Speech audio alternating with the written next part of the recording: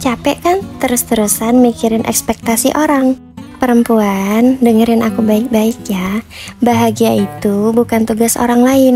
Bahagia itu hak dan tanggung jawab kamu sendiri. Mau nunggu sampai kapan? Sampai pasanganmu yang bikin kamu bahagia? Sampai punya ini itu? No, no, no.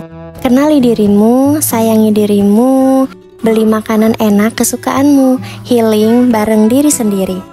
Karena ketika kamu bahagia, kamu jadi bisa memberi tanpa harus merasa kehabisan. Kamu nggak perlu izin untuk mengisi ulang energimu. Self-care itu bukan egois, tapi strategi hidup. Perempuan yang bahagia, energinya positif. Dia bisa jadi cahaya buat dirinya dan orang-orang di sekitarnya. Dia jadi resource terbaik bagi orang yang dia cintai. Jadi, mulai hari ini, jadikan dirimu prioritas ya. You deserve it. Kamu berharga dan kamu kuat. Semangat!